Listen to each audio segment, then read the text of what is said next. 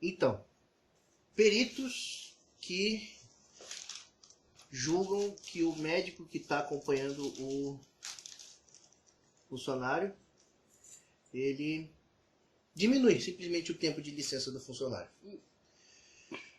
Bom, assim, eu, por começar achando que eu não ia ficar doente, e a partir do momento que eu comecei a sentir dores, procurar médicos, os médicos começaram a me afastar.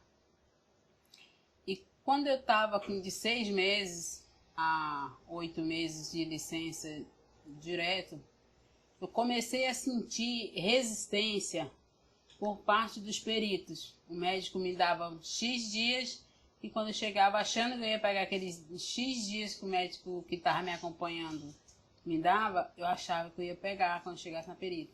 Bom, começou então quando tu quebrou o dedo. Isso. Você quebrou o dedo ou foi quando ele teve aquela laceração do dedo que quase arrancou o dedo fora? Não, quebrei o dedo do pé, o halo. Aí disse que se não tivesse a calcificação, seria preciso fazer cirurgia. Aí foi então que não necessitou de cirurgia, mas precisava de mais tempo para estar de licença. E daí, como eu já estava sentindo dores em outras partes do meu corpo, eu procurei o especialista. Foi então que você tinha um plano de saúde, onde tinha os melhores ortopedistas, porque eu procurei o SUS, não tinha como.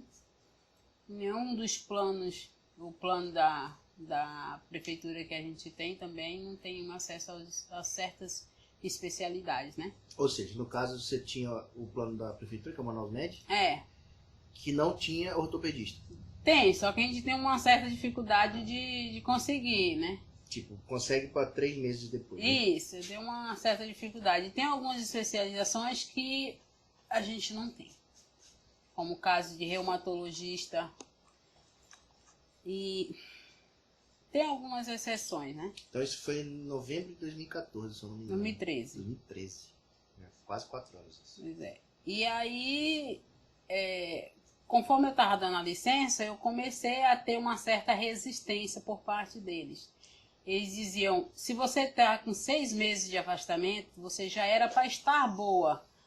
E não vê o nosso lado como paciente, a dificuldade que a gente tem de encontrar especialização, para fazer cirurgias, o tempo que leva para fazer os exames, para marcar o retorno. Então, foi então que Deus teve compaixão de mim, foi que você teve o plano de saúde que que me ajudou a não estar sofrendo tanto. Uhum. E aí eu comecei a descobrir os problemas, as dores, não era uma simples dores.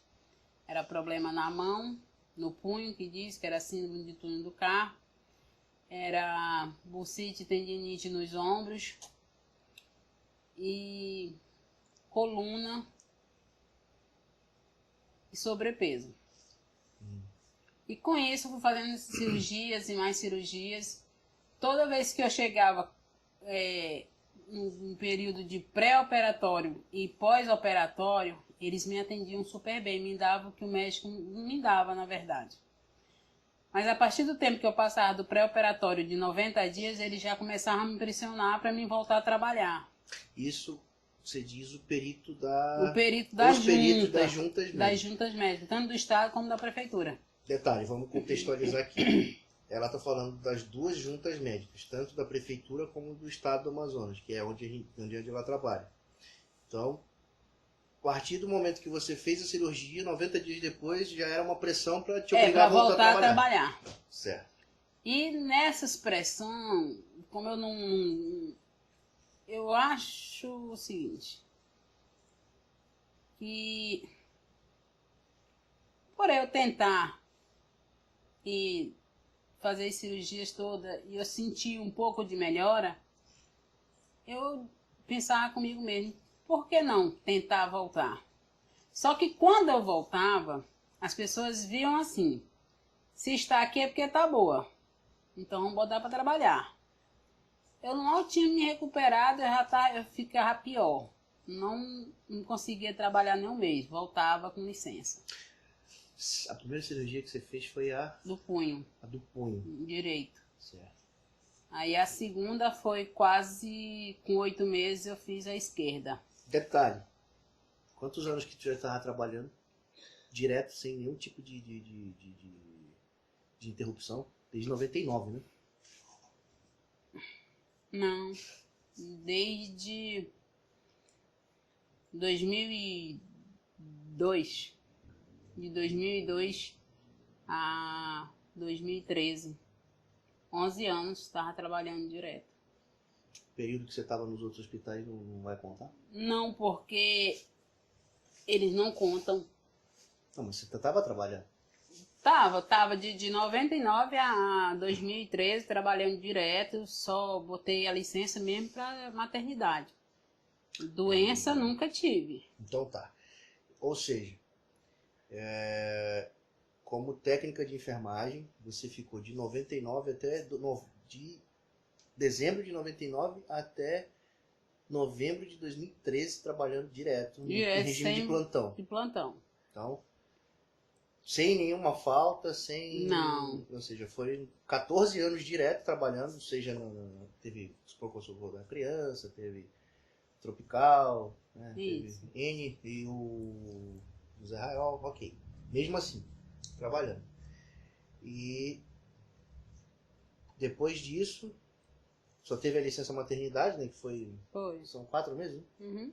6 meses. 6 meses. Primeiro foi de 4 do Vinícius e da Heloísa foi 6 meses. Entendi. Só. Então, ok. Dentro desses 14 anos você trabalhou e ficou doente. Aí quebrou o pé, depois logo em seguida já aproveitou para me tratar. Para se tratar do punho, aí descobriu que tinha problema do carpo, tendinite, parará. Ok. Terminou a primeira cirurgia, pressão, voltou a trabalhar. Voltei a trabalhar. Não aguentei, eu passei uns 2 ou 3 plantão e não aguentei e entrei de licença novamente. Do outro punho? Não, eu sentia da perna que travou, o caso da coluna e do punho também, que eu não conseguia levantar os braços, nem até mesmo para amarrar o cabelo. Entendi. E fui fazendo uma cirurgia atrás da outra. Primeiro fiz da mão direita, segundo da mão esquerda, com 8 meses depois, da mão esquerda. Com 6 meses a 8 meses eu fiz outra cirurgia. Com 4 meses depois eu fiz da coluna. E aí tentando me recuperar dessas 4 cirurgias. E foi então que, faltando 4 meses, porque segundo o Estatuto do Funcionário Público, diz que se você ficar 2 anos ininterrupto, contínuo, só de licença, automaticamente a própria junta chama para aposentar. Para avaliar. Para avaliar, conforme for, já aposenta. É tipo padrão mesmo isso. Só que para mim, a junta, e quando eu terminava uma cirurgia que eu ia tratar, que eu sabia que eu tenho para fazer mais ou menos umas 3 ou 4 cirurgias depois dessas ainda, o plano tinha que ser renovado. E então eu tinha uma carência. Foi no tempo que trocou de Sul América para Bradesco, né? E nessa carência, os médicos já sabiam e já me davam 90 dias. E nesses 90 dias, eles quebravam para 60. Quando eu procurava o meu plano pela Manaus Med, eu não tinha a especialidade. E se tinha, era depois da licença. Tipo, se você tinha 60 dias dado pela junta, o teu plano só ia ter depois atendimento para depois que a licença acabasse. Isso. Parecia assim, combinado, né? Então, às vezes eu pedia umas férias, mas as férias não eram suficientes, porque levava tempo para fazer os exames. E eu voltava, de qualquer forma, a trabalhar. E aí? Então, e sempre quando eu ia fazer o tratamento por isso, eu encontrava umas dificuldades. E agora, com essas especializações que eles pelo menos o ortopedista, nos particulares, no SUS diz que não. O particular, assim, tem um especialista, ortopedista especialista do punho, que é a mão, o especialista do ombro, o especialista da coluna, o especialista do quadril e o especialista do joelho. Entendi. Isso a gente não sabia, né? Não. Porque tem esse negócio, que a gente pensa que ortopedista o cara trata tudo que é osso. Pois é. Mas tem ortopedista dos membros superiores, inferiores, Isso. tem o cara que é do punho esquerdo, o cara que é do punho direito, o cara que é... Não, é só da mão mesmo. Mas o cara que é só da mão, o cara que é só do ombro, o cara que é só do joelho, né? É. Caraca. E nisso leva tempo. Eu achando que por eu estar me tratando com um ortopedista que era da mão, eu dizia, ó, em seguida ele vai então fazer o do ombro, né? A cirurgia do ombro. Aí ele, que eu chamo au-au, né? Au-au? É. Ao ortopedista especialista fulano de tal, ao especialista do quadril, ao especialista do ombro, ao especialista da mão. Mas isso é um termo que tu criou? Não, um muitos termo já comum? conhecem, algumas pessoas já É um conhecem, termo né? comum, então, da área de saúde. É o médico au-au, né? Fica mandando ao fulano, ao ciclano. E nisso perde tempo, a gente não tem muito tempo. Quando eu terminei da mão, eu disse, bom, eu vou ver do ombro então. Aí a perna travou. Aí eu não tinha uma outra opção, eu tinha que fazer da coluna. E fiz. Por passar 6 meses, 8 meses após a cirurgia, eles querem que me botar em qualquer setor. E o médico disse que concordaria, mas com readaptação. E nessa readaptação não funciona. Porque eu cheguei e disse que tinha algumas restrições. A tua readaptação foi... Vamos lá, vamos contextualizar de novo. Primeiro você fez a cirurgia do punho, depois foi a do outro punho. Sim. Depois foi a bariátrica, para redução de peso. Coluna. E por último foi a da coluna dos espaçadores. Isso. A tua readaptação veio depois dessa última cirurgia da coluna, né? Isso. Então nisso você já estava há 3 anos e uns quebradinhos afastada. É isso. Porque o punho, depois quebrou o dedo, você descobriu que o punho estava ruim, o outro punho também estava ruim. Pelo excesso de peso você começou a sentir dor no corpo. Aí fez a bariátrica para redução do peso. Não, ele falou que para fazer a cirurgia da coluna teria que primeiro perder peso. Onde, como eu tomava toneladas de remédio, e esses remédios fez com que eu ganhasse mais peso. Também tem isso. Então, do jeito que eu estava tratando com os remédios controlados, que eles me traziam ansiedade, fazia com que eu comesse, passasse a ganhar mais peso, acharam melhor fazer uma bariátrica para perder peso mais rápido, para poder fazer a cirurgia o quanto antes, porque quanto mais tempo leva para fazer o tratamento, mais grave fica a doença em si. No meu caso, estava comprimindo o nervo ciático. Ele disse que quanto mais tempo fica comprimindo, há uma possibilidade muito grande de ter uma lesão.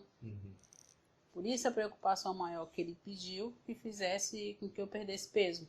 E a melhor maneira que encontrou foi fazer a cirurgia. Entendi. Beleza. Então, depois de todo esse processo, quase 4 anos de cirurgia, resolveram te readaptar.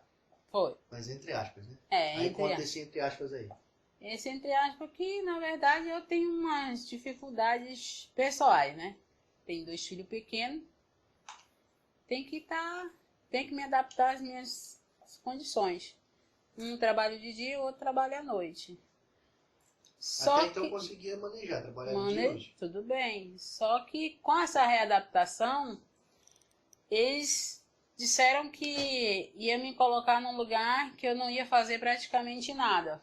Ou seja, era para ser serviço administrativo. Né? Isso, é que como o médico falou, você vai fazer um serviço administrativo, onde fica sentada, não precisa estar andando, não precisa estar fazendo peso, e você não pode estar fazendo isso. Para minha surpresa, tem recepção, tem farmácia, Tem vários setores lá que a pessoa simplesmente chega, senta, escreve algumas coisinhas e pronto. Mas pra mim, eu acho que eu não puxo o saco de ninguém, né? Aí assim, vamos ferrar com ela, eu acho. Não sei. Então não gosta dela, não sei. Essa galera que tá em recepção em farmácia, te contar, é a galera que Eu acho que são pessoas assim. é apadrinhada de alguém, né? E isso me colocaram no centro cirúrgico. No centro cirúrgico eu tinha que fazer no mínimo 200 gases. Quem tem problema de mão e ombro não pode estar fazendo movimentos repetitivos. E era o que eu mais fazia. Eu tinha que fazer gases, abdominal, eu tinha que fechar o... Peraí. Você tinha que fazer abdominal? Como é que é isso, assim? Abdominal é uma gase grande. Uma gase para abdômen. Não, a gente chama abdominal. É uma gase, só que ela é grande. Que no caso de algum procedimento que requer um pano maior para absorver aquele sangue, a gente usa abdominal. Como no caso, numa cirurgia de grande porte, você não vai botar um monte de gases. Bota só algumas gases e bota por cima abdominal, porque é um pano maior. Entendi. A gase é um paninho pequeno. Eu tava pensando, caramba, vai fazer abdominal, como é que é isso? Entendeu? Então, assim, e nisso eu tinha que lavar de 15, 20, 30 cabos de nebulização, copo de nebulização, caixa de pequena cirurgia, de grande cirurgia. Quer dizer, era coisa que você faz, que eu não faço em casa, que é lavar roupa, passar, cozinhar. Era praticamente o que eu fazia no centro cirúrgico. Eu tinha que lavar louça lá. A louça que trabalha no hospital. Eu tinha que lavar pinça, escovar pinça, secar. Eu tinha que fazer essas coisas todas. Aí a galera que vai ouvir a gente vai pensar, porra, mas se essa mulher não lava a louça, não lava a roupa, não quer fazer gás, vai fazer o quê? Mas, porra, isso é num plantão de 12 horas o tempo todo, né? Não tem negócio, não é faz isso durante 1 hora, 2 e depois vai dormir. É um plantão de 12 horas fazendo isso.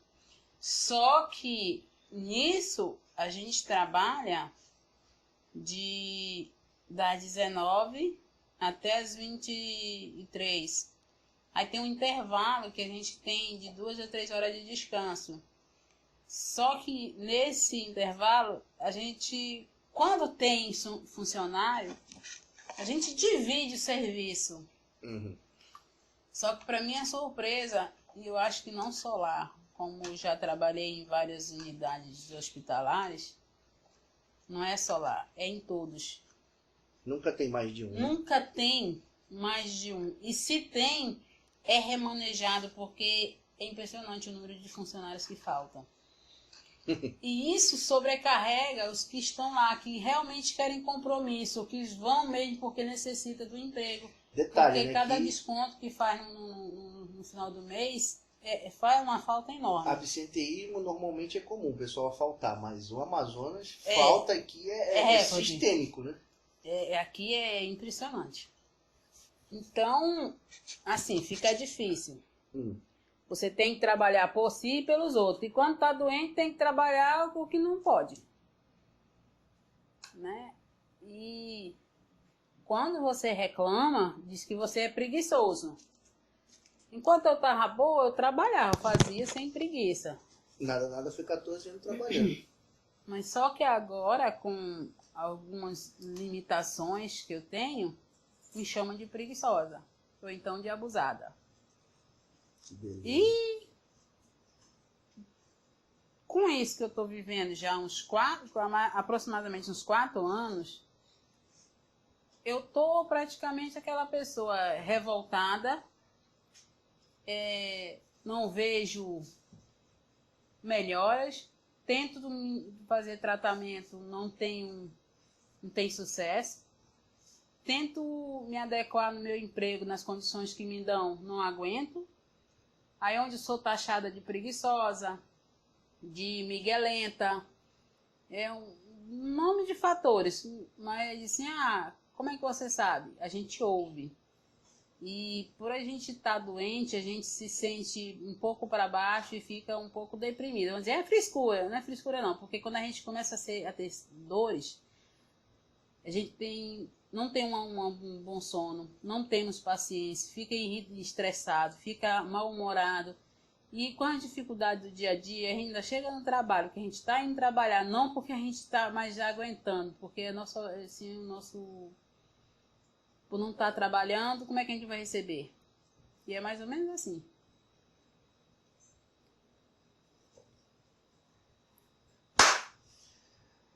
Em resumo, tu tá trabalhando mais devagar. Aí me chama de preguiçosa. Aí chama de preguiçoso. Aí, não simplesmente do fato de estar doente, mas aí como você acabou de comentar, não gravou porque tinha acabado a bateria. Mas acorda com dor, almoça com dor, merenda com dor, vai dormir com dor, sonha com dor. Quem tem problema de coluna, quem tem problema de qualquer tipo de problema ósseo, sabe o que é. É dor 24 horas. Dor faz passa, parte né? do dia. Tem aquela, só alivia quando toma um remédio que dopa a pessoa e ela vai dormir. E aí durante o período do efeito do remédio não sente dor, mas quando passa o efeito, volta a dor. Volta. Então, aí você começa a colocar. Não, a gente vai colocar um atestado. Você vai usar do atestado nesse período se tratar. Chega na junta médica, o médico vê um atestado de 120 dias, que foi no caso esse último agora seu. Não é que você vai colocar, o que acontece? Ou você tentar a voltar ao mercado de trabalho, certo que você não tem aquela resistência que você tinha antes. Mas, e sabendo das limitações, devido ao preconceito, os distratos, que os próprios colegas dizem, fica falando, vem conversinha daqui, conversinha dali, você fica para baixo já, mas mesmo assim você tenta superar. Mas tem o chefe da gente, quando a chefia imediata não está, os que se titulam chefe após a ausência do chefe, eles querem assim dizer, agora tu me paga. E aí a gente tenta fazer o que a gente não pode. E nisso começa a sentir dores, os remédios não fazem mais efeito. O que a gente faz? A gente corre para o médico, doutor, não aguento. O médico pede que, eu acho, por esse tempo todo que eu estou me botando atestado, que eu percebi que eles não podem dar atestado enquanto não tiver um laudo, um exame comprovando que realmente você tem o problema. E nisso você vai se arrastando a trabalhar e eles ficam dando de cima em ti. Vai trabalhar, e você continua trabalhando. Quando chega o resultado de exame, você está pior do que estava antes. Aí o médico pega e diz, você não está em condições, se você continuar, isso, botando uma abreviação bem grande. O médico que me acompanha é um neurocirurgião. Que esse neurocirurgião, ele trata justamente porque é um nervo ciático, que é uma lesão, que pode causar essa lesão, que eu posso ficar paralisado. Que um ortopedista, se ele fizer essa cirurgia, ele pode fazer. Se ele fizer essa cirurgia e tiver lesão no nervo ciático, ele pega e manda para o acompanhamento com o neuro. Se eu sei que ele vai mandar um encaminhamento para o neuro, por que eu não me trato logo com o neuro?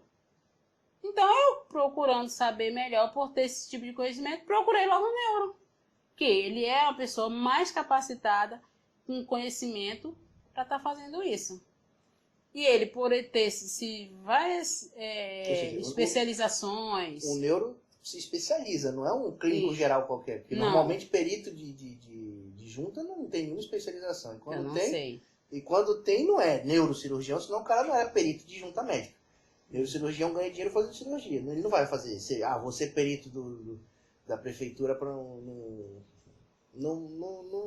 né? O cara não. O Dr. Ray da vida que ganha numa cirurgia 100 mil reais, não vai. Vou fazer. Você médico do SUS. Por esporte. Então, assim, se o neurocirurgião já está me acompanhando há quase 2 anos, ele sabe a gravidade. Não é à toa que eu estou fazendo a segunda cirurgia na coluna. E sendo que a primeira ele disse que pode ser que teria não precisaria fazer outra. Mas ele disse que, infelizmente, é uma faca de dois gumes. Poderia ser só essa, ou então poderia estar havendo outra. Você entrou naquele percentual de que talvez aquela cirurgia não fizesse um efeito desejado. Né? Isso. 30% de não dar certo. Né? Tu entrou no percentual de 30%. Pois é. E ele, por estar me acompanhando toda vez que eu vou, a cada 6 meses, ele sempre faz um exame novo.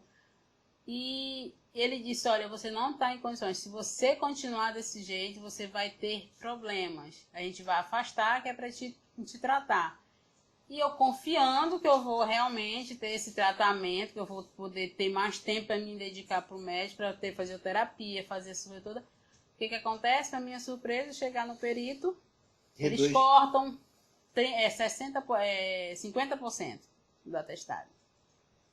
E dizem assim, que pessoa que tem problema de coluna, se pode andar e mexer com os braços, pode trabalhar. Depois, quando a gente não tem, tá com dor, fica com cara ruim, ou fica mal-humorado, ou fica estressado, disse, se não tá bem, porque vai trabalhar? Somos obrigados. Ou seja, você vai doente e reclama que tá lento. Não vai porque tá doente e reclama que não vai. Mas isso é dentro do trabalho. Isso aí, peão é desgraça em qualquer lugar, né? Verdade. Em qualquer área. Agora, o perito está reduzindo uma licença. Tu não está tendo redução de licença de um médico, sei lá, eu tô com dengue, tô com malária, que não diminuindo a gravidade de uma dengue ou de uma malária, mas que um clínico geral avalia. Era uma avaliação de um neurocirurgião. E sem contar que hoje o sistema ele tá tão, pelo menos nessa parte, né? Tá tão evoluído que você não tem como dar um atestado falso. E é difícil você pegar um atestado. Uma pessoa conseguir um atestado hoje, eu penso dessa maneira. Um médico, vamos dizer, são os médicos que eu procuro, né? Que é o neuro e um ortopedista. Eles não é só um médico. Eles fizeram clínico geral e se especializaram. E naquela especialização eles fazem residência, eles fazem, as pessoas de graduação faz pós, mestrado, doutorado. Então eu acho que eles não vão te dar um atestado por R$100, porque o curso mais barato que tem é R$1.000 para eles. R$100 não paga nem a gasolina então dele, R$100. E é uma pessoa que ganha 3 salários mínimos, né? Vai pagar como um médico desse? Dando suborno para pegar 90 dias. Ele não vai colocar o DR dele com um dinheiro tão pouco desse jeito. Então, por que o atestado desse especialista não tem valor nenhum na junta, no perito? E o perito se acha no direito de olhar para a tua cara e dizer assim, eu vou te dar 30, 35. Você tem que ficar bom logo. E vá pensando para voltar a trabalhar logo que terminar essa licença. Quer dizer, vá pensando em voltar a trabalhar logo que terminar essa licença. Quer dizer, desde quando eu me entendi por gente, eu pensei assim, vou trabalhar para ter minha casa, minha família, né? Sempre pensando no positivo. Eu já tô velha, tenho quase tudo que eu pensei, pensando positivo, mas não cheguei onde eu queria. E é porque minha vida toda foi sempre querer uma casa e minha família, minha casa e minha família. E ela quer que em um mês eu digo, vou ficar boa só no pensamento? Se o meu caso é cirurgia? A princípio, se você fosse para ficar com pensamento positivo, você nem ficar doente. Pois não é? Agora, o que os médicos do Estado estão ganhando, do Estado e da Prefeitura, estão ganhando para estar diminuindo... Não, detalhe. Nisso aí eu não sei o que eles ganham. Mas, pra mim, no meu ponto de vista, eu e a uns 3 ou 4 pessoas, onde creio eu que chega a 30, 50 pessoas por dia em cada junta dessa do Estado e Prefeitura, eles chegam a atender em média de 30, 50 pessoas. Isso aí eu estou voltando ao que eu acho, né? Que eu não sei se é para mais ou se é para menos. De 3 a 4, eles querem ser corretos, querem levar o atestado correto, os exames corretos, chegar na hora correta. E tem desses 3, 4, desse número de pessoas que ele atende. E quantas vezes eu já vi colegas que dizem, menina, tu é besta, vai com fulano de tal, que fulano nem me questiona, dá tanto pra mim, eu já vou me aposentar, fazendo 2 anos. Quer dizer, isso me entristece. Ou seja, é mais plausível você dizer hoje em dia que você tem suborno dentro das juntas médicas do que um cidadão normal subornar um neurocirurgião ou subornar um especialista na área dele para pegar um atestado de 90 ou 120 dias. Isso, é mais ou menos isso que eu tô acabando assim de chegar à conclusão, porque eu nunca vi pessoas que sempre se dão bem no trabalho e hoje em dia ela disse, eu não tenho nem medo, eu vou com a médica que for, eu não vou reduzir meus atestados nem nada, porque eu tenho essa doença e eu sei que o que eu tenho é mais grave do que ela tem. Sim. Então, assim, o que percebe é que não só estar doente e ter laudos e atestado não é o suficiente. Eles querem o do refrigerante, né? É a única coisa, porque não tem outra opção, não tem outra não existe explicação para isso. Não existe argumento para esse tipo de coisa. Porque eu não sei nem o que dizer. Porque para uns é tão fácil. E já para mim tá tão difícil. Né? E quando me veem e disse, eu já te vi. Aí os outros disseram, oi amiga, tudo bem? Quer dizer, por que não poderia ser mais fácil também para mim, né? Pois é porque você não tá molhando a mão de alguém. Mas eu não ganho o suficiente para estar molhando. Porque senão eu vou molhar e aí eu vou ficar com sede. Aí você fica naquela, mas você tá generalizando. Meu amigo, mas não faz sentido numa junta médica que atende 50 pessoas por dia. Se fosse realmente tudo isso teria quase 2.000 pessoas afastadas por problema de saúde.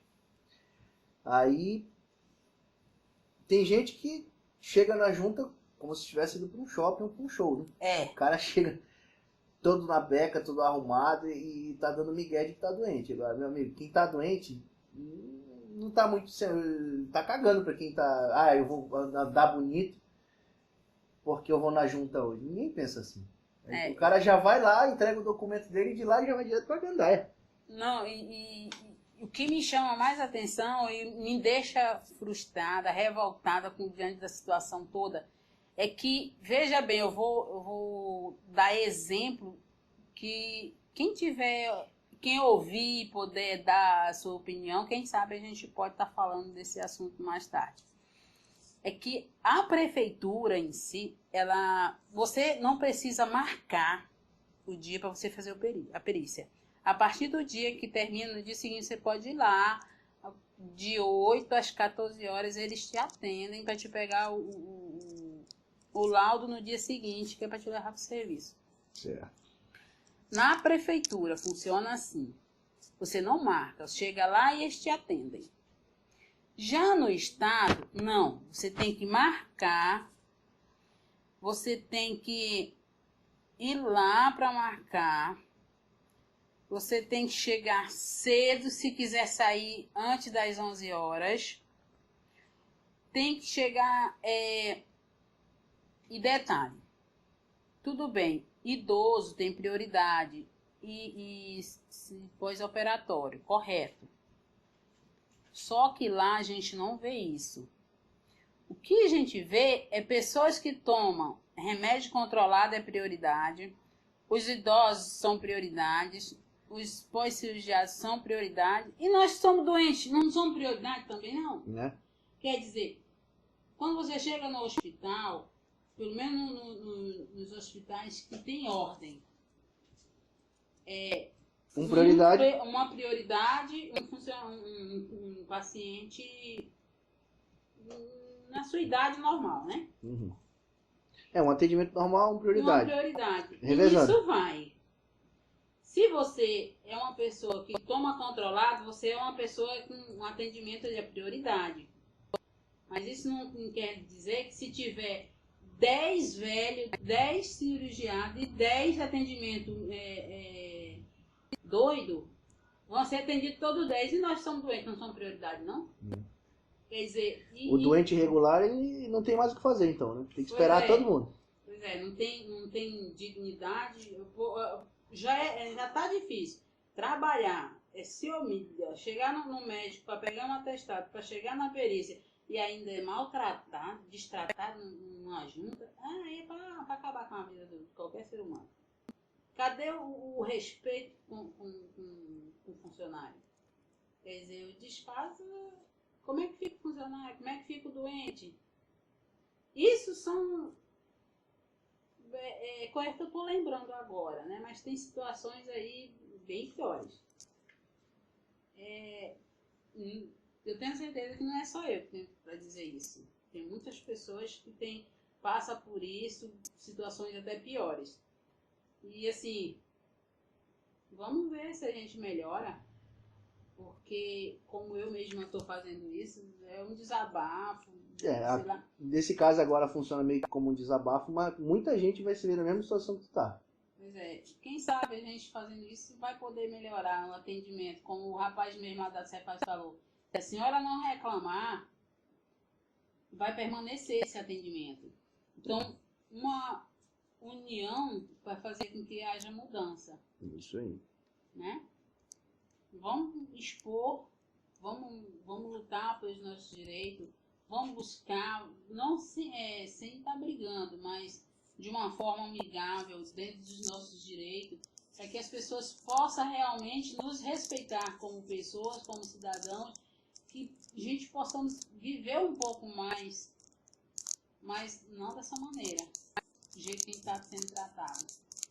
Já não está sendo difícil ser doente, ainda ser destratado, desmerecido, sem dar o nosso devido valor? Fica complicado. Se você não reclama, a autoridade não sabe quando você está sendo maltratado. Porque não tem um chefe o tempo todo em cima do cara que está te atendendo. Né? Não tem alguém policiando ali para, você está fazendo errado. Mas já teve situações em que eu realmente fui destratada na prefeitura e eu cheguei e disse, eu quero falar com o seu gerente, com a sua chefia.